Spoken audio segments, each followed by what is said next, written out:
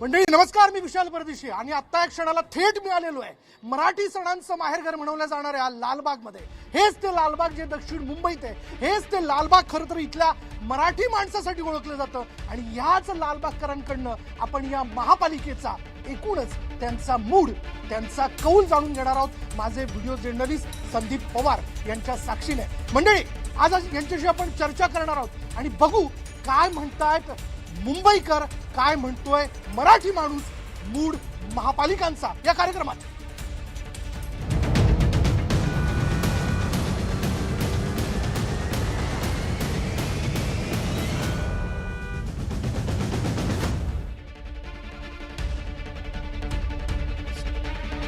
मंडळी असं आहे की हेच ते लालबाग आहे ज्या ठिकाणी सालाबाद प्रमाणे मराठी माणूस आपले प्रश्न मांडत असतो आणि हक्काने एक आवाज देखील देतो, गणपती बाप्पा। आणि हाच मोरया जो आहे तो नेमका कशा पद्धतीने या महापालिकांच्या निवडणुकीत होतोय ते आपल्याला बघायचं आहे। कशा प्रकारे मराठी माणूस आपला कौल कोणाच्या बाजूने देतोय हे देखील आपण लक्षात घेणार आहोत। प्रचाराच्या या धामधुमीतनं बरेचसे उमेदवार वेळात वेळ काढून आपल्यासोबत आलेले आहेत। सगळ्यात पहिल्यांदा त्यांचा परिचय आपण जाणून घेऊ आणि थेट पहिला प्रश्न 30 सेकंदात की त्यांचं मुंबईच्या विकासाच्या संदर्भातलं विजन काय। सुरुवात मी आपल्यापासून करतो। आपलं नाव? किरण तावडे।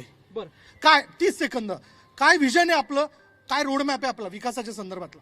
मुंबईतील मराठी शाळा मुंबई महानगरपालिका पब्लिक स्कूल जसं स्थापन केलं आहे तसंच कॉलेज 11वी आणि 12वी पण चालू करायचं पहिलं विजन ठेवलं आहे। त्यामुळे मशाल ही पेटती राहणार आहे हो, मशाली पेटीत राहणार यापुढे। पहिली पण पेटीत होती, आता पुढे पेटी राहणार। बरं बरं बरं, चला आपल्याकडे येतो। आपलं नाव?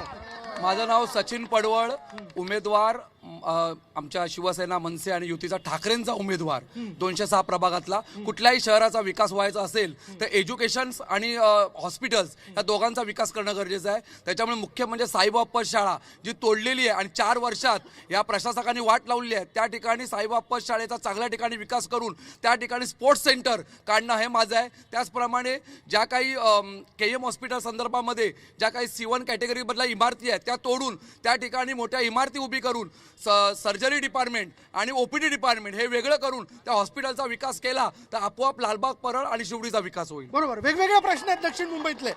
हे देखील एक उमेदवार आपल्या बरोबर आहे। आपलं नाव? 30 सेकंद। अनिल कोकिळ। या माझा प्रभाग आहे 204। या 204 प्रभागामध्ये आत्ताच त्यांनी सांगितल्याप्रमाणे माझ्या प्रभागामध्ये साईबाबा शाळा होती, 4 वर्ष झाली ती तोडलेली आहे आणि तोडल्यानंतर ती कशा करता थांबवण्यात आलेली आहे अशी प्रचार होतोय की तिथे सामान्य पालक आणि विद्यार्थी विचारतात की आमची शाळा कधी होणार आणि लवकरात लवकर शाळा तिथे मोठी प्रशस्त शाळा तिथे कधी होईल याच्यासाठी मी प्रयत्न करणार आहे। आणि दुसरं म्हणजे हॉस्पिटलमध्ये KM सारख्या हॉस्पिटलमध्ये अजिबात सोयीसुविधा उपलब्ध नाही आहेत।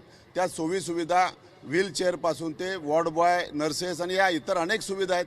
ब्लड चेकिंगचं असते किंवा MRI मशीन असू दे, CT स्कॅन असू दे, सोनोग्राफी असू दे, तासन तास लाईन लागावं लागतात। 4-4 महिने त्यांना डेट मिळत नाहीत। त्यांना लवकरात लवकर सुविधा मिळतील याच्यासाठी मी प्रयत्न करणार। बरं, ठीक आहे, चला। असे मंडळी निष्ठावंतांची देखील कसोटी लागली, मनसेतनं ती देखील लागली, सगळ्याच पक्षांमधनं लागली। एक आपल्याबरोबर उमेदवार आहेत जे पूर्वी मनसेत ते आहेत अजूनही, पण ते अपक्ष म्हणून आता निवडणूक लढवतात। आपलं नाव?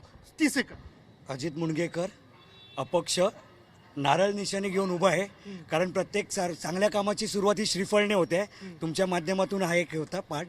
दुसरी गोष्ट, मी मुंबईपुरतं बोलण्याऐवजी मी माझा प्रभाग 202 इथे जी समस्या आहे, स्पेशली रोजगार, मुलं जी बसलेली आहेत मीडियामध्ये त्यांना त्याच्यातून बाहेर काढून रोजगार मिळवून द्यायचा आहे। रस्ते आणि अजूनही गटर लाईन क्लिअर झालेले नाही आहेत, फक्त नावापुरते बोलतात, ते क्लिअर करायचं आहे। आणि रिडेव्हलपमेंटच्या नावाखाली मुंबईतून मराठी माणूस जो बाहेर जातोय तो कुठेतरी थांबवायचा मी प्रयत्न करीन। बरं, नारळ कोणाला मिळणार? नारळ समोरच्याला मिळणार, पण श्रीफळ मला मिळणार। बरं, ठीक आहे, चला। माझी अख्खी चौकट भरलेली आहे लालबागच्या या सगळ्या गणेश गल्लीच्या मैदानात। आपण जर पाहिलं इथं सर्वसामान्य मंडळी पण आहेत, ते देखील आपलं मत व्यक्त करतील आणि त्यांचं काय म्हणणं आहे हे देखील ते या ठिकाणी मांडणार आहे। चला, नेहमीप्रमाणे मी मुद्देसूद चर्चा करणार आहे। पहिली सुरुवात मी करतोय, मराठी माणसाला साथ घातली जाते, मराठी माणसात जागा हो असं पुन्हा एकदा, म्हणजे 2017ला म्हणलं गेलेलं होतं, त्यानंतर 8 वर्षांनी पुन्हा एकदा म्हटलं जात आहे। पण या मराठी माणसाचा टक्का जो आहे तो मात्र दक्षिण मुंबईत घसरताना दिसतोय, तो हद्दपार होतोय। त्याला टिकवण्यासाठी काय नेमकं केलं जाणार आहे? थेट मी उमेदवारांना प्रश्न विचारतो, बोला काय तुमचं विजन आहे? मराठी माणसासाठी उद्धव साहेबांनी जेव्हा पक्षप्रमुख उद्धव साहेबांनी 500 स्क्वेअर फुटापर्यंत महानगरपालिकेमधील मालमत्ता कर कमी केला आहे. त्याच्यामुळे सभोवताली ज्या बिल्डिंगमध्ये झाल्या त्या राहणाऱ्यांना त्याचा फायदा झालेला आहे. आणि यापुढे त्यांनी 700 स्क्वेअर फीट मालमत्ता कर ज्या स्क्वेअर फुटापर्यंतच्या रूमला मालमत्ता कर कमी करणार असं नियोजित केलं आहे. तर त्यामुळे आपल्याला खूप बराचसाही फायदा होणार आहे. पण सचिनजी एक लक्षात घ्या, शेवटी अर्बन डेव्हलपमेंट डिपार्टमेंट शिंदेकडे, हा मालमत्ता कर जर तुम्हाला माफ करून घ्यायचा असेल त्या संदर्भातला पाठपुरावा तुम्हाला त्यांच्याकडेच करायला लागणार आहे. ज्या वेळेला उद्धव साहेबांनी निर्णय घेतला, जाहीरनामा 2017च्या होत्या, त्यावेळेला उद्धव साहेब मुख्यमंत्री असताना निर्णय घेतला गेला 500 स्क्वेअर फूटचा. उद्धव साहेब मुख्यमंत्री गेल्यानंतर गेल्या 4 वर्षामध्ये कारभार हा प्रशासकांनी घेतलेला आहे ताब्यामध्ये. त्यावेळेला कुठल्याही मराठी माणसाच्या हिताचे निर्णय घेतले गेले नाही. म्हणून काल जाहीरनाम्यामध्ये अमितजी ठाकरे आणि आदित्य साहेबांनी सरळ सांगितलं 800-1800 एकरचा जो मुंबई पोर्ट ट्रस्टचा पुरा किनारा आहे तो ओपन करा, मिल कामगारांना पण घरं द्या आणि मराठी माणसाला पण त्या ठिकाणी घरं द्या. हा, काय काय वेगळा बदल होता? 500चं 700 झालं. बदल आहे ना, बदल दिसतोय आणि तो आम्ही बदलतोय. देवाभाऊ बदलतायत, नरेंद्रभाई मोदी बदलताय. आज वर्ली बिडीतले सगळे लोक जागेवर आहेत. वर्ली बिडी नंतर अबुदय नगरचा विकास तिथे होऊन अबुदय नगरची सर्व रहिवासी ते चांगल्या घरात जाण्याचे स्वप्न. आणि 25 वर्ष ज्यांच्या हातात सत्ता दिली त्यांनी आज मराठी माणूस या मुंबई ठाण्याच्या बाहेर गेलेला आहे, बदलापूर पर्यंत गेलेला आहे. त्याच्यामुळे मराठी माणूस 25 वर्षामध्ये मराठी माणूस कुठे आहे हा आता शोध घ्या. आणि मराठी माणसासाठी आम्ही कायम जागे आहोत. ही आमची कटिबद्धता आहे, ही देवाभाऊची कटिबद्धता आहे. नेते बोलतायत. त्याच्यामुळे या महाराष्ट्राचा नव्हे, या मुंबईचा विकास देवाभाऊ करणार.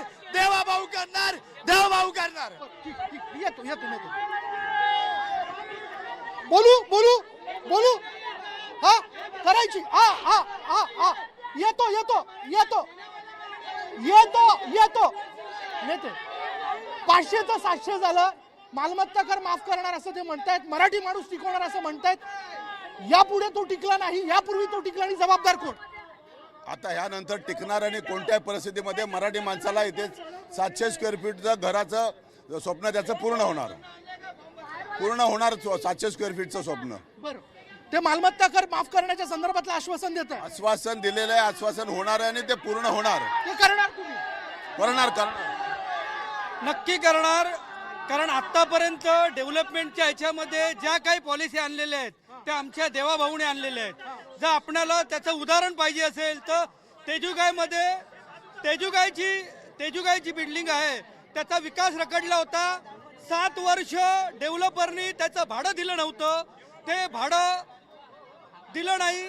त्याच्यानंतर देवाभाऊंनी आमचं सरकार आल्यानंतर त्या ह्याच्यामध्ये 91ची पॉलिसी आणली आणि आता लोकांना ते डेव्हलपमेंट होते आणि लोकांना घरं मिळेल. प्रश्न हे फक्त देवाभाऊंची कृपा आहे आणि मराठी माणूस टिकवण्यासाठी ह्या सगळ्या गोष्टी करतोय. काका आहेत.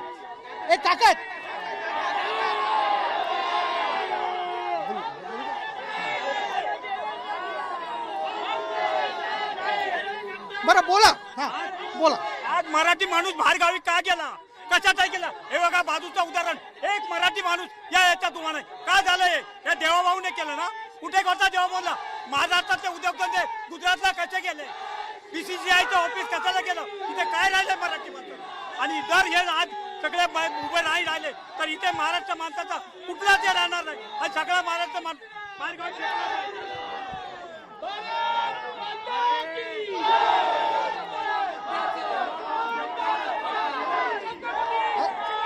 बोलू द्या ना नेते.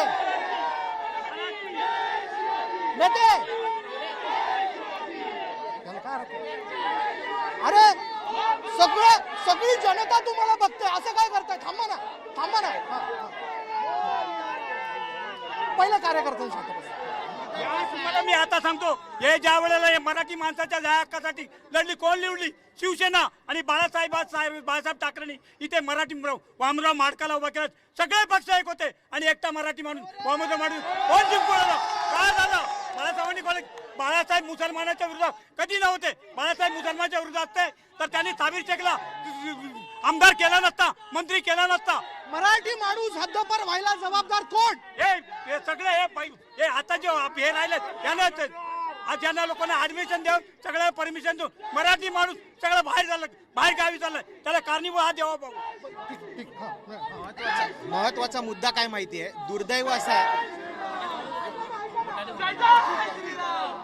दुर्दैव असं आहे की प्रत्येक गोष्टीला सत्ताधारी पक्ष जे आहे राज्यातलं त्यांच्याकडे एकच सोल्युशन आहे, जय श्रीराम आणि वंदे मातरम. कामं करायची नाहीत.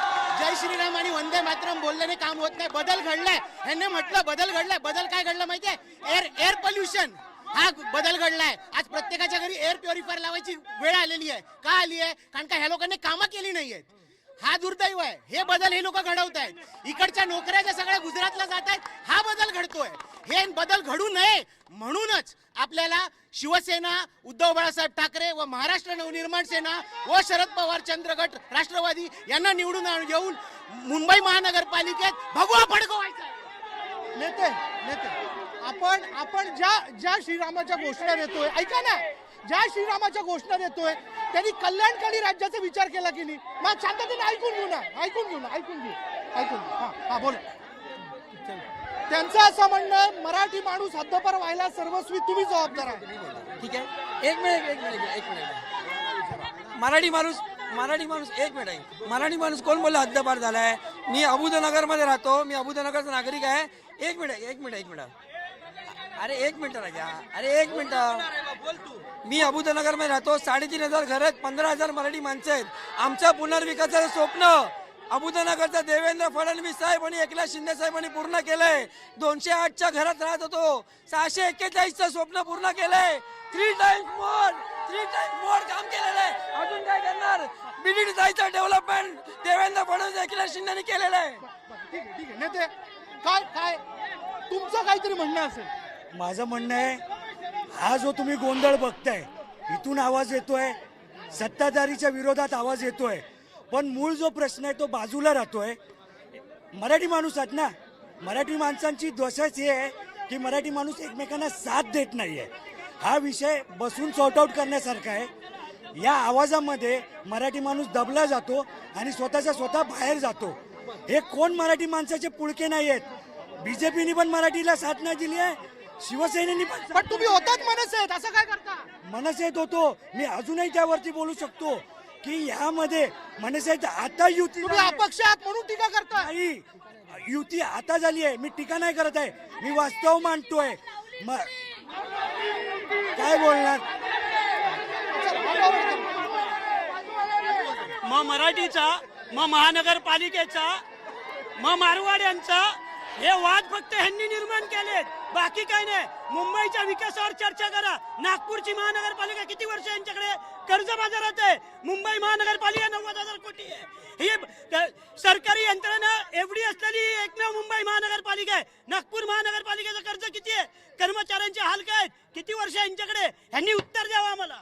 लालबाग मध्ये गुजराती मारवाडी भैया हे एकत्र राहतो. इथे अर्ध्या गुजराती मारवाडी भैया आहेत, पण फूट नाही, सगळे सेनेतच आहेत. असे नाही बोलत की हे सर्व धर्म समभाव, पण बाकीच्यांना करायचं तोडायचं करा वोटिंगसाठी, बाकी काय नाही. एकनाथ शिंदे म्हणतात काल एकनाथ शिंदेचं वक्तव्य ते म्हणतात तुम्हाला मराठीचा नाही मलिद्याचा आहे. तुमचा बँड वाजला म्हणून तुम्हाला ब्रँड आठवला. हे तुम्ही ब्रँड वाजवला. तुम्ही खोटी शिवसेना आणि खोट्या शिवसेनेने बँड वाजवलाय. मलिदाचा नाहीये. आज गद्दाराचा आहे, कळलं? गद्दाराचा आहे, मलिदाचा नाहीये. आणि ह्या एकनाथ शिंदेनी गद्दारी केली आणि शिवसेना फोडलेली आहे. आणि त्यामुळे आज राजसाहेब आणि उद्धव साहेब, मराठी माणूस जगला पाहिजे, मराठी संस्कृती, मराठी भाषा जगली पाहिजे म्हणून हे दोन भाऊ एकत्र आलेले आहेत. आणि मराठी माणूस आज सगळा आनंदाने नाचतोय की मराठी माणूस बघत होता की ही दोन भाऊ कधी एकत्र येत आहेत आणि आज बाळासाहेबांचं स्वप्न पूर्ण झालेलं आहे. ठीक ठीक ठीक ठीक हा, बोल. मला मलिदावरून मला आठवत आहे की कोविडमध्ये मी पण नगरसेवकांबरोबर खांद्याला खांदा लावून कामं करत होतो. पण कोविडमध्ये कॉन्ट्रॅक्टर होते, त्यांचे स्वतःचे मुलगेच होते, अभिषेक कोकी.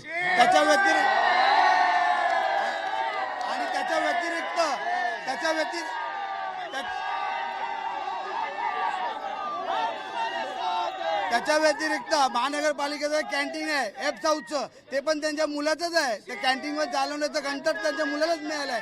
मग बाकी मलिदा खाल्ला कोणी? खिचडी वाटली कोणी? मराठी माणसाचा बँड वाजलाय असं एकनाथ शिंदे म्हणतायत. मग स्थानिक मराठी जनता यावेळी किरण तावडे यांच्या पाड्यात मतदान हा मराठी माणूस एकवटलेला आहे, हे तुम्ही प्रामुख्याने लक्षात ठेवा. मराठी माणसाचा बँड एकनाथ शिंदे जर वाजवत असेल तर हा मराठी माणूस एकनाथ शिंदेचा बँड वाजवल्याशिवाय राहणार नाही. वैयक्तिक आरोप सोडून देऊयात आपण. मुद्दा आहे, एकनाथ शिंदे म्हणतात की यांचा बँड वाजला म्हणून यांना ब्रँड आठवला आणि हे एकत्र आले. 15 तारखेला होणाऱ्या निवडणुकीमध्ये समजणार की बँड कोणाचा वाजतोय आणि कोण जिंकतंय आणि कोण हरतंय. 15 तारखेला 100% समजणार आणि त्यावेळेला यांना जाग येणार की आपण काय करतोय. 15 तारखेला बघा काय होत आहे ते, मग त्याच्यानंतर बोलूया.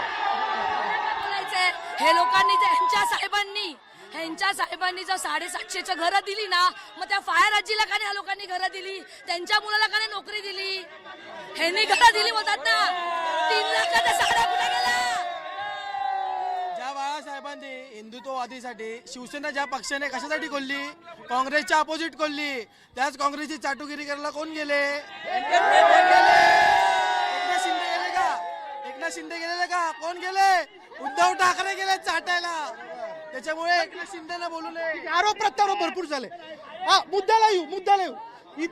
इथल्या रिडेव्हलपमेंटचा प्रश्न, पुनर्वसनाचा प्रश्न, या इमारतीचा प्रश्न फार मोठा आहे. त्याने आपण सुरुवात करूयात. काय काय काय काय धोरण आहे? रिडेव्हलपमेंट मी रिडेव्हलपमेंट विषयी तुम्हाला बोलतो.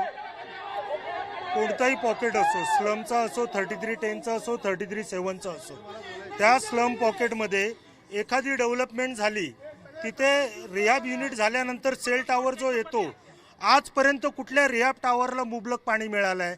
सेल टॉवरला मुबलक पाणी मिळतो, तो आशीर्वाद कोणाचा प्राप्त होतो, कसा होतो? आणि रिहॅब टॉवर आजपर्यंत हंडा मोर्चा जेवढा काढलाय, रिहॅब टॉवरवाले जातात महानगरपालिकेला पाणी मिळत नाही म्हणून. कोणता सेल टॉवरवाला तिथे गेलाय हंडा मोर्चा काढायला? त्यांना वेगळा कनेक्शन दिला जातो, आशीर्वाद प्राप्त होतो महानगरपालिकेचा, आणि तो आशीर्वाद स्थानिक नगरसेवकांचा प्राप्त होतो. उदाहरणार्थ लोढा वेनिजिल्याने एक्स्ट्रा पाईपलाईन फोडून पाणी घेतलंय, आणि त्या पाणीला विरोध असताना आमदारकीची विधानसभेचा प्रचार फेरी होती तेव्हा मी विरोध केलेला की त्याला एक्स्ट्रा पाणी का दिला. महानगरपालिकेचा निकष आहे, एका घराला जिथे STP आहे तिथे 90 लिटर पाणी एका माणसाला, 5 जण एका घरामध्ये 5, 450 लिटर पाणीचा मुबलक पाणीचा एक निकष आहे. मग सेल टॉवरला पाणी एक्स्ट्रा का बेनिफिट पोहोचवलं? रिहॅब टॉवर, सेल टॉवर असा भेदभाव केला जातो असा आरोप आहे. पण असं आहे, तुम्ही आता मगाशी म्हटलं की इथल्या लालबाग परळच्या गृहनिर्माण संदर्भात काय केलं. उद्धव साहेब मुख्यमंत्री असताना गृहनिर्माण धोरण पहिल्यांदा ठरवलं गेलं. त्याच्यामध्ये पागडी सिस्टीमसाठी 79A 79B कायदा कोणी आणला तर उद्धव साहेबांनी आणला. 337च्या इमारतीसाठी FSI त्यांनी आणला. त्यानंतर पंतप्रधान अनुदान योजनेतल्या ज्या इमारती आहेत त्यातल्या जवळजवळ 66 इमारतीसाठी एक वेगळीच पॉलिसी उद्धव साहेबांनी आणली. परंतु सरकार पडल्यानंतर यांनी या संपूर्ण पॉलिसी बेचिराग केली. यांनी फक्त एकच केलंय की बड्या उद्योगपतींचं हित साधणारं काम केलंय, बाकी काही केलेलं नाही. रिहॅब टॉवर आणि सेल टॉवर हा जो भेदभाव आहे हा आत्ताच होतोय की हे देखील सत्तेत होते तेव्हापासून होतो? नेमकं काय? आम्ही सांगतो याच्यामध्ये साध्या गोष्टी लक्षात घ्या. रिहॅब टॉवर आहे की कुठला टॉवर आहे, महानगरपालिकेचं काम आहे. वॉटर गटर मीटरच्या सगळ्या सुविधा सगळ्यांना देणं महानगरपालिकेचं काम आहे. 25 वर्ष एकच इथं महापौर बसलेला आहे आणि सगळे स्थायी समिती सहित सगळे आहेत.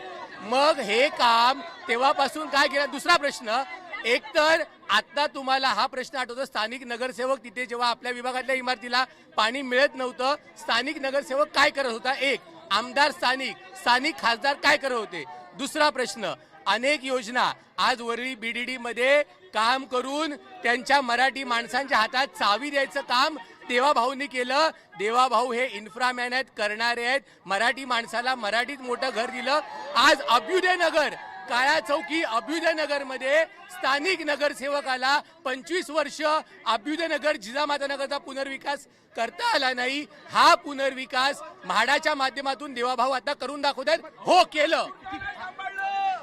मला हसायला, ऐका ना, पडवळ साहेबांनी सांगितलं की उद्धव साहेबांनी सगळे धोरणं आणली, पण 2.5 वर्ष ज्या सरकार होतं त्या सगळ्या धोरणाला त्यांनी तिरांजली घातली आणि फक्त भ्रष्टाचार केला. मेलेल्या माझ्या लोणी खाली खिचडी घोटाळा केला. कुठे होते का? हा देवाभाऊ आले पण मेट्रो दिसते, हा देवाभाऊ आले पण घरा दिसत आहेत, हा देवाभाऊ आले पण कोस्टल रोड दिसत आहेत. कुठे होते लोक? कोस्टल रोड तुमचं श्रेय हो काय नाही ते म्हणतात त्यांचं श्रेय. काय हो तुम्ही बोलतो ना धोरण आली, तिथे आमदारही नव्हते आणि मग आम्ही धोरण आणली. कुठे आलं? मराठी माणूस सर्वसामान्य चाळीत राहतो, त्याच्याबरोबर एक भाव, त्याला एक सवलत आणि सेट स्टोअर्स मधल्या लोकांना एक वेगळा न्याय. हे खरंच आत्ता होतंय की हे पूर्वीपासून आहे? हे पूर्वीपासून होतं. डेव्हलपमेंट पॉलिसी, पागडी सिस्टम मधल्या घराणा देवाभाऊनी नवीन पॉलिसी आणली आणि त्या मालकांना बेटीस धरून नवीन पॉलिसी आणली. इमारत दुरुस्तीच्या संदर्भातल्या ज्या 280 बिल्डिंग 280 बिल्डिंगी होत्या त्या संदर्भातली पॉलिसी देवाभाऊने आणली. जो JR काढला, मध्यमवर्गीय माणसांना चांगल्या प्रतीची घरं मिळावी, मराठी माणूस या ठिकाणी टिकावा, हा निर्णय हा JR देवाभाऊने आणला. म्हणून मी सांगतो, महायुतीच्या सरकारने जे डेव्हलपमेंट आणलेलं आहे, समोरची लोक खोटं बोलतायत, ते सगळं देवाभाऊंनी केलं. शिंदे साहेबांनी काय केलं नाही? केलंय, भरपूर केलेलं आहे आणि करून ते करण्यात केलेलं आहे. लोकांच्या चांगल्यासाठी केलंय, लोकांच्या कल्याणासाठी केलंय. काय बोलायचं? हा जो रिडेव्हलपमेंटचा मुद्दा आहे, ह्याच्यामध्ये एक मुद्दा असा आहे, जो कॉर्पोरेट फंड मेंटेनन्ससाठी दिला जातो, तो देतो का? नाही भेटत. त्या मेंटेनन्समुळे परमानंदवाडीत लिफ्ट बंद पडलेली होती. 22व्या माळ्यावरून मयत बॉडी खालून चालत उतरून आणावं लागलं. स्थानिक नगरसेवक, आमदार, खासदार करतात काय? कॉर्पोरेट फंड मिळवून द्या ना. कोणाचं आहे स्थानिक नगरसेवक, आमदार, खासदार? समोर आहेत त्यांचे. बर ते म्हणतात देवाभाऊंनी केलं, शिंदे साहेबांनी केलं. आलं का लक्षात? तुमच्या स्थानिक खासदारांनी, आमदारांनी काही केलं नाही इथे. एक लक्षात ठेवा, कोस्टल रोड हा 70% मुंबई महापालिकेमध्ये आम्ही असताना आणि उद्धव साहेब मुख्यमंत्री असताना झाला. अटल सेतू 70%पेक्षा जास्त जो माझ्या मतदारसंघात येतोय, तो देखील उद्धवजी ठाकरे मुख्यमंत्री असताना झाला. काम करायचं आम्ही, श्रेय आणि फितलं कापायचं यांचं पहिल्यांदा धोरण राहिलेलं आहे. त्याच्यामुळे फक्त दुसऱ्यांची पोरं माझी पोरं म्हणून सांगायची, ही यांची नीतिमत्ता आहे. त्यामुळे नीतिमत्तेकडे आम्ही बघत नाही. पूर्णपणे काम उद्धवजींनी केलंय आणि उद्धवजीने कामं केलंय. त्याच्यामुळे आम्ही नेहमीच हक्काने बोलतो, आम्ही करून दाखवलं. पण यंदा निवडणुकीत त्यांची पोरं तुम्ही कडेवर घेतलीच की? आता आमच्या अनिल कोकिळला कडेवर घेतलाय नाही मी. अच्छा, ते म्हणाले 2.5 वर्षात भ्रष्टाचार केला, तो पण तेव्हा होता ना तिकडे, तो पण होता ना, त्याला प्रश्न विचारा बाजूच्याला. मला एक विचारायचं आहे, ह्यांनी एवढी कामं केली, ह्यांच्या पक्षाचा यांच्याकडे उमेदवार का नाही? का शिवसेना पक्षाचा एक तुम्ही गद्दार घेऊन उभे राहिलेत? बरं, अजून एक गोष्ट, ही जेव्हा तुटातूट झाली होती तेव्हा ह्याच कोकिळ तुमच्याकडे होता असं तुमचं याच अनिल कोकिळ यांनी सांगितलेलं, जे गेले ते गद्दार आहेत. मग आता यांनी सांगा हे कोण आहे? काय कोकिळ ते म्हणतात पूर्वी तिकडे तुम्ही होते तेव्हा तुम्ही यांना गद्दार म्हणत होता, आज इथं आहात तुम्ही, तर यांची भलामण तुम्ही करताय.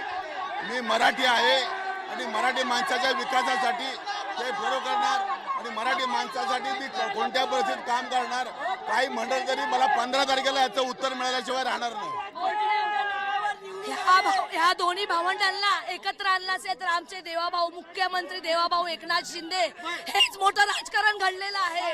आम्ही मनसे बरोबर, जेव्हा BJP असताना मनसे बरोबर आम्ही मनसेला सीट दिलेली होती आणि आम्ही काही गद्दार नाहीये.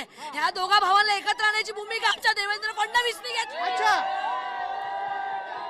ते म्हणतात तुम्हाला दोघांना एकत्र देवा भाऊनी आणलं. शिंदे गटाचे उमेदवार आहेत पण बीजेपीचे सगळे बोलतात शिंदे गटाचे कुठे त्यांच्या बरोबर आहेत ते एकटे उमेदवार पण त्यांच्या बाजूचे शिंदे गटातला उमेदवार घेऊन त्याला सीट मागे घेऊन पळवून नेलेला सेनेचा उमेदवार आहे ते उकड्यांना पळून नेला. हा पळवून नेला तेव्हा स्वतःच्या उमेदवाराच्या जागी त्यांना सीट दिली भ्रष्टाचार करणारे सगळे त्यांच्यामध्ये केलेलं आहे भ्रष्टाचार त्यांनीच केलेला आहे. आता अजय कोकीळ 12 वाजेपर्यंत मातोश्रीच्या बंगल्यावर होता 1 वाजता पळून घेऊन 2 वाजता न्यूज आली. अनिल कोळकी एकनाथ शिंदेच्या गटामध्ये किती पैसे घेतले त्याला विचारा. काय माहिती आहे एवढ्या वर्ष ना हे जे अनिल कोकीळ आहेत यांनी आम्हाला निष्ठेचे धडे दिले. आम्ही पण त्यांच्या खांद्याला खांदा लावून काम केलं. आम्ही पण त्यांना निवडून आणलं. काम केलं, उपकार नाही केले. नगरसेवक म्हणून शिवसेनेने रक्ताला पाणी करून निवडून आणलाय. याला पण निवडून आणणार. दुसरी गोष्ट हे निष्ठा शिकवतात. आम्हाला बीजेपीचं लेणं देणं नाही. यांची अवस्था कशी झाली माहिती आहे? पिंजरा पिक्चर मधला श्रीराम लागवड त्यांच्यासारखी अवस्था झाली आहे. सांगायचं तमाशाला जाऊ नका आणि दुसऱ्या दिवशी बघायचं तर तुंतुना घेऊन तमाशाच्या पाठी बसलेले आहेत. हा पिंजरा पिक्चर मधला श्रीराम लागू झालेला आहे. एक लक्षात ठेवा, आज सामान्य शिवसैनिक इथे आहे. सामान्य शिवसैनिक दिसतो आणि समोरच्या पारडात शिवसैनिक नसल्यावर कसं वाटते जरा जाऊन बघून या ना. कोकिळांकडनं उत्तर घ्या. ते म्हणतात शिवसैनिक तुमच्या बरोबर नाहीत, भाजपचे जास्त आहेत. शिवसैनिक आहेत, भरपूर शिवसैनिक आहेत. तिथे आले नसतील. शिवसैनिक भरपूर आहेत. युती धर्म आहे. यांच्या लोक नाराज झाले की अपक्ष फॉर्म भरतात. आम्ही पक्ष उभा राहतो. 36 वर्ष एका शाखा प्रमुखला 202 मध्ये 36 वर्ष यांचा उद्धव साहेब ठाकरेचं तिकीट देत नसेल ना तर लाजिरवाणी गोष्ट आहे. का नाही आम्ही गद्दार निघणार, आमची गद्दार बोलणारच नाही. तुम्ही मराठी माणूस माटी मांड बोलतात, मग वब बोर्डच्या याच्यावरती सही कोणी केली? यांच्या खासदारांनी केली. आरोप प्रत्यारोप होतो. मी पुढल्या मुद्द्याकडे जातो. पुढला मुद्दा आरोग्य सेवा. या लालबागला शेजारीच मोठमोठे 7 हॉस्पिटल आहेत, सरकारी निम सरकारी. आरोग्य व्यवस्था, आरोग्य सेवा या विषयाला घेऊन इथली लोक समाधानी नाही. आरोग्य सेवा त्याच्यावर बोलू. आरोप प्रत्यारोप टाळू. लोकांना विकासाचे मुद्दे हवे. आरोग्य सेवा. आरोग्य सेवेबद्दलच आता मी बोलत आहे. आरोग्य सेवेबद्दल हे नगरसेवक आहेत. KEM ला जाऊन अवस्था तुम्ही बघून घ्या, कोणत्या सुविधा यांनी पुरवल्या आहेत.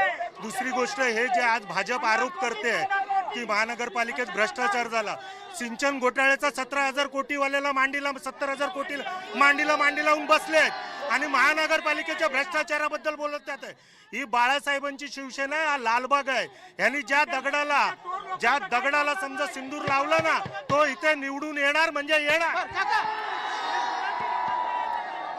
एक ज्येष्ठ नागरिक आपल्या बरोबर ते बोलतात. हा काका, मराठी लोकांचा एरिया आहे आणि इथे दुसरे लोक हे कांचं काय चालणार नाही. हे भाजप गेल्या उडत काय.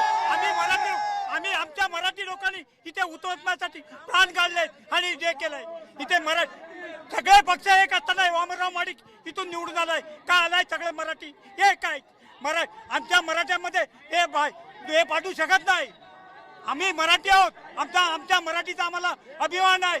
आम्ही गद्दारी करत नाही. आम्ही वेषांतर पार फिरत नाही. आरोग्य सेवाचे जो रामाच्या बरोबर, जो हिंदुत्व बरोबर, जो देशाच्या बरोबर, तो गद्दार यांच्यासाठी. आणि अब्दुल खान यांच्या उभा राहतो, हिरवा झेंडाच्या दिसतात. मग हे कोणा बरोबर काय बोलत आहे? आपण विकासावर बोलू. रामाबरोबर उभं राहिलो, हिंदुत्वाबरोबर, मराठी माणसाबरोबर उभं राहिलो म्हणजे काय? जेवढे चांगले काम करत होते नगरसेवक नाना आंबोले, राजा शाटले, अनिल कोकील, जे रामावर उभं राहिले तर हिंदुत्वावर उभं राहिले. हे गद्दार कसे गद्दार? आरोग्य सेवा, आरोग्य व्यवस्था. आज ऐका ना. आरोग्य सेवावर हे लोक बोलताय ना. ऑलरेडी ऐका ना, मी बोलतो ना. KEM हॉस्पिटल मध्ये 1 महिन्यापूर्वी जनता दरबार झालेला. मंगल प्रभात लोढा साहेब कॅबिनेट मंत्री. अरे बोलू दे ना 2 मिनिटं साहेब. ऐका ना, मंगल प्रभात लोढा साहेबांमुळे एक ड्रास्टिक चेंज झालेला आहे केम हॉस्पिटलमध्ये. तुम्ही जाऊन माहिती घ्या, बराच चेंज झालेला आहे. मीडियामध्ये आउट झालेलं आहे. हे काय सांगताय चेंज चेंज चेंज? आम्ही काय मराठी नाही काय? आम्ही हिंदू मराठा आहोत, कोकणातले आहोत. आणि जनता खूप सुज्ञ आहे. 15 तारखेला दाखवून देईल महायुती काय आहे ते. इथे ऐका, 5 पैकी 5 सीट या इथल्या महायुतीच्याच लागतील. आरोग्य व्यवस्था नाही ते बोला. आरोग्य सेवेबद्दल बोलीन. KEM मध्ये एवढी बिकट अवस्था आहे, एका बेडवरती 2 पेशंट झोपवले जातात. तुमचं टाटा हॉस्पिटलला जा, वेटिंगवरती पेशंट आहेत ना रस्त्यावर झोपलेले असतात. मग नवीन असं का नाही केंद्र किंवा एखादं हॉस्पिटल उभारलं जातं, ग्लोबल हॉस्पिटल उभारलं जातं, पण KEMच्या दर्जाचं हॉस्पिटल का नाही उभारलं जात? नाही ते काय अवस्था आहे केएमची अवस्था? त्यांचं असं म्हणणं आहे केएमची अवस्था आत्ता नाही, ती फार पूर्वीपासून आहे, ज्यावेळी तुमची महापालिकेची सत्ता होती. एक लक्षात ठेवा, आरोग्य व्यवस्थेबद्दल मुंबई महापालिकेसारखं काम कोणी केलेलं नाही आहे. मुंबई महापालिका ही जगामधली एकमेव महापालिका आहे की ज्याची स्वतःची 4 मेडिकल कॉलेज, 16 फेरिफेरियल हॉस्पिटल्स या सर्व आहे. आणि आरोग्यसेवेबद्दल आम्हाला त्यांना बोलण्याचा अधिकार का नाही आहे? करोनामध्ये ज्या वेळेला लखनौमध्ये, UPमध्ये मृतदेह स्मशानामध्ये असेच रस्त्यावरती जाळत होते, त्यावेळेला सरकार कोणाचं होतं? गुजरातमध्ये जेव्हा नदीमध्ये प्रेत वाहत होती, सरकार कोणाचं होतं? तेव्हा मुंबई महापालिके अशी एक महापालिका आहे की जिने त्यावेळेला करोनामध्ये चांगलं काम केलंय आणि आज पूर्ण देशाचे पेशंट केम हॉस्पिटलमध्ये येत आहेत. त्याच्यामुळे मुंबई महापालिका ही आरोग्य देणारी एकमेव व्यवस्था आहे. गेल्या 4 वर्षात ज्यांनी जी प्रशासक म्हणून वाट लावलेली आहे, ती वाट लावलेली 4 वर्षामध्ये आहे. गेल्या 4 वर्षामध्ये वाट लागलेली आहे. आम्ही महापालिकेमध्ये आमचा महापौर बसला, तुम्ही होता तोपर्यंत केएम व्यवस्थित होतं. KEMला लक्षात ठेवा, KEMला दिवसाची सोमवारची OPD 7,500ची आहे. म्हणून मगाशी मी तुम्हाला सांगितलं काही इमारती मोठ्या उभी करणं गरजेचं आहे की ज्याच्यामध्ये OPD तुम्ही करणार ते? 100% करणार.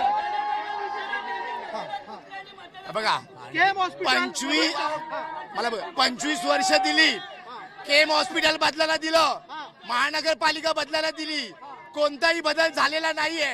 ह्यांचा सगळा इंटरेस्ट रिडेव्हलपमेंट मध्ये आहे, SRHच्या रिडेव्हलपमेंट मध्ये आहे. आज भोयण्यात जा, परमंदवाडी मध्ये बघा, मातोश्री मध्ये बघा, लोक बाहेर गेलेली बघा, ते आज येऊ शकले नाहीत. याच्या मागे हात कोणाचा बघा?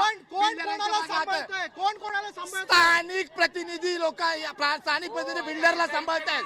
आज बिल्डर आहे, बिल्डर जे कोणाच्या पाठीशी आहे ते बघा. आणि रिडेव्हलप मराठी माणूस बाहेर का गेला याचं प्रमुख कारण आहे की इथला रिडेव्हलपमेंट पूर्ण झाला नाही. लोक आज बाहेर गेली. जबाबदार कोण? जबाबदार इथले सत्ताधारी, लोकप्रतिनिधी, इथले लोक. आज या मराठी ऐका, आज BMCच्या माध्यमातून 40 वर्षापूर्वीच्या जमिनी खालचीच्या पाईपलाईन अजूनही बदलल्या नाहीयेत. याला कारण कोण आहे? आणि त्याच्यामुळे पाण्याचा पुरवठा ते म्हणतात जोपर्यंत ते होते तोपर्यंत केएम अगदी व्यवस्थित होतं. जी काही केएमची वाताहत झाली ही तुमच्या कालावधीत प्रशासक बसला तेव्हा झाली. कोण बोललं तुम्हाला? कोण बोलतंय? साधारणतः 25 वर्ष मुंबई महानगरपालिकेमध्ये शिवसेना आणि BJP जरी सत्तेत असली तरी शिवसेना सत्तेत आहे. जास्त वाटा शिवसेनेचा आहे. त्यामुळे जी वाताहत झाली ती शिवसेनेमुळे झालेली आहे. उद्धव बाळासाहेब ठाकरे यांच्या नेतृत्वाखाली झालेली आहे. आणि आता जी डेव्हलपमेंट जी झालेली आहे ती देवाभाऊंच्या माध्यमातून, जसं आता गणेशनी सांगितलं, लोढांचं पालकमंत्रीपद आल्यानंतर त्या तिकडे सोयी सुविधा पुरवल्या गेल्या. देवाभाऊंच्या माध्यमातून आरोग्य सेवेवर अनेक खर्च या ठिकाणी उपलब्ध करून दिले, जो फंड उपलब्ध करून दिला. त्यामुळे येणाऱ्या काळामध्ये इथले जे हॉस्पिटल्स आहेत त्यामध्ये बदल होणार. कोकिळ साहेब, देवाभाऊंनी केलं सगळ्यांनी, मी पुन्हा तेच विचारतो, शिंदे साहेबांचं लक्ष नव्हतं का आरोग्य व्यवस्थेवर? सगळ्यांचं लक्ष होतं. आरोग्य सेवा आता याच्यानंतर चांगल्या होणार आणि 100% आरोग्य सेवा चांगल्या जळाशिवाय राहणार नाही. 15 तारखेपर्यंत थांबा, 15 तारखेनंतर तुम्हाला सगळ्याचा रिझल्ट मिळाल्याशिवाय राहणार नाही. कोकिळ साहेब असं म्हणतात. मी काय म्हणतो, किमान आमचे उमेदवार हे स्थानिक शिवसैनिक जन्मापासून आहेत. तुम्ही स्वतःचे उमेदवार घरातनं तरी आणा, बाकीची तर नंतरची गोष्ट आहे. कोकिळ साहेब म्हणतात होणार, 16 तारखेनंतर होणार. ते म्हणतात आरोग्य व्यवस्था सुधारणार. आरोग्य व्यवस्था तर एक लक्षात ठेवा, मुंबईचा महापौर ठाकरेंचा आल्याशिवाय आरोग्य व्यवस्था सुधारणार. पण दुसरा मी एक वेगळा विषय घेतोय. आज या ठिकाणी समोर बीजेपी वाले बसलेले आहेत. मला बीजेपी वाल्यांची खूप दया येते. 203 मधला उमेदवार बीजेपीचा निष्ठावंत सतरंजी ओढतोय, बाहेरचा उमेदवार. 204 मधला उमेदवार आयात केलेला. 205 मधला उमेदवार 3 पक्ष फिरून आलेला. 206 मधला उमेदवार 4 पक्ष फिरून आलेला. अरे बीजेपीचा खरा कार्यकर्ता अरुण दळवी की जो पाठी फॉर्म घेतलाय, अवस्था पहा.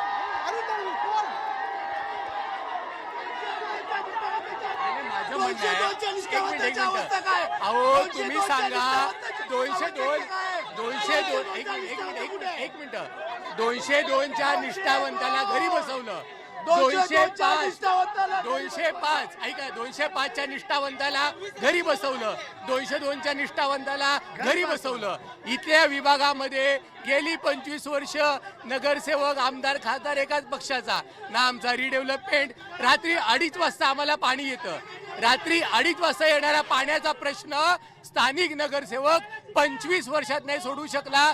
रात्री 2:30 वाजता आजही आमच्या माता भगिनी उठतात आणि रात्री 2:30ला पाणी भरतात. काय करतायत नगरसेवक?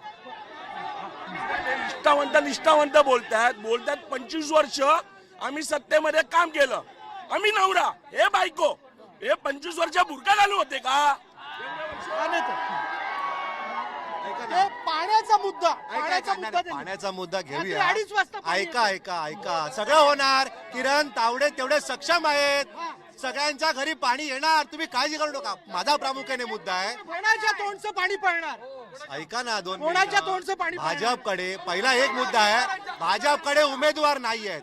आमच्याकडे इकडे बघा, लालबाग परळ हा शिवसेनी घडवायची फॅक्टरी आहे. आम्ही पोरं घडवायची आणि हे पळवून न्यायचे. हे योग्य आहे का? जी विकासावरती येतोय ही पळवीच काही संपताना दिसत नाही. निष्ठावंत गद्दार. पाण्याचा जो त्याने मुद्दा काढला रात्री 2:30 वाजता, हा टेक्निकल फॅल्ट आहे. कारण ऑलरेडी मुंबईला आमच्या गोलंझील जलाशय आणि फॉसबेरी जलाशयामधून पाणी पुरवठा होतो. त्याच्यामुळे सायकल्स असतात की ज्या 4-4 तासाने सायकल्स भरून त्या विभागाला पाणी पुरवठा केला जातो. त्याची ती टेक्निकल आहे, टेक्निकल सिस्टीम मध्ये बसलेलं आहे. त्याच्यामुळे असं काही नाही की 2:30ला पाणी का दिलंय, तर काही लोकांना 4ला देतो, काही लोकांना 9ला देतो, काही लोकांना 7ला देतो. टेक्निकल मुद्दा आहे. ठीक आहे. पाण्यावर उत्तर घ्या. अहो साधं ह्यांचं क्लेरिफिकेशन कधी करणार? 25 वर्ष माता भगिनी रात्री 2:30 वाजता उठून पाणी भरतायत. सदर प्रश्न राहत्या विभागातल्या लोकांनी, नगरसेवक, आमदार आणि खासदार यांच्याच पक्षाचा आहे. त्यांच्याकडे 25 वर्ष मांडला. अजूनही रात्री 2:30ला पाणी भरावं लागतं. उत्तर द्या, उत्तर. पण गंमत काय मंडळी, जे तिकडं होते ते इकडेच आहेत. पाण्याचा प्रश्न तुमच्यावरती. माझा विषय नाही, तो अभ्युदय नगरचा आहे.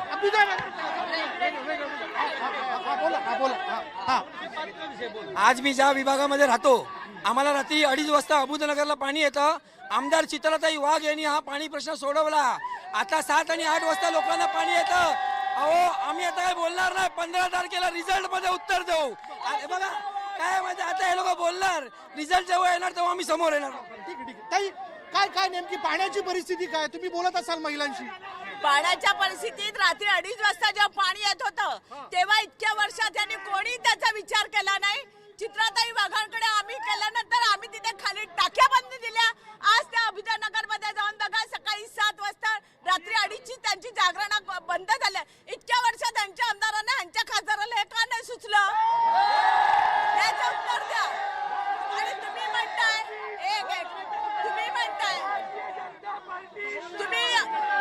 तुम्ही सुरुवात केली की हा उत्सवाचा भाग आहे म्हणून.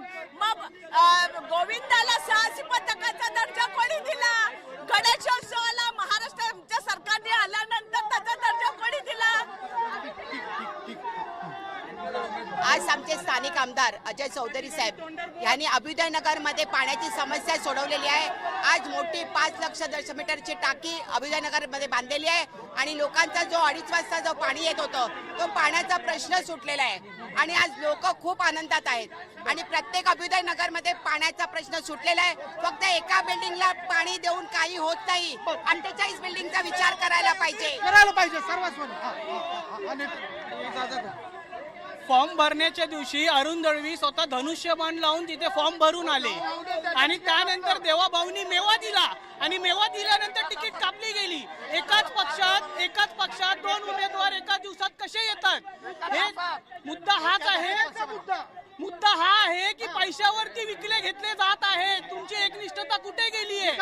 महत्वाचे नाही? विकासाचे मुद्दे महत्वाचे आहेत. मग जर मुद्दे महत्वाचे आहेत तर बीजेपी वाले वंदे मातरमसाठी का लढतायत? तुम्हाला विकासाचे मुद्दे दिसत नाहीयेत. आज एकीवाय किती आहे? एकीवाय किती आहे? पण तुम्हाला वंदे मातरम बोललं पाहिजे हे महत्वाचं आहे. काय करायचंय त्याच्याने? तुम्ही एकीवाय कमी करा. शेवटची 2 मिनिटं माझ्याकडे उरलेली, शेवटची 2 मिनिटं. हा शेवट. असे कुठले 5 महत्वाचे मुद्दे सांगा. माझ्याकडे 2 मिनिटं शेवटचे, मी तुम्हाला 30 सेकंद देतो. तुम्हाला जर जनता निवडून देते, तुम्हाला संधी देते, काय सोडवाल 5 मुद्दे? एक तर मुळात आरोग्य सेवेचा विषय. आरोग्य सेवेच्या विषयामध्ये मुंबईचा महापौर त्या विषयात हे करेल. दुसरा शैक्षणिक विषय.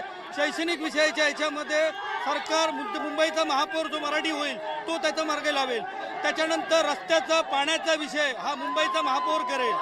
त्यानंतर वेगवेगळे जे विषय आहेत त्या संदर्भात हे सगळे विषय मुंबईचा महापौर. 30 सेकंद. 5 महत्वाचे मुद्दे. हे सगळं आमदार मराठी, खासदार मराठी, नगरसेवक मराठी, मग प्रश्न का अवलंबित राहतात? मराठीचा मुद्दा येतो कुठे? शिवडी विधानसभेत, लालबाग परिसरामध्ये सगळंच तर मराठी आहे.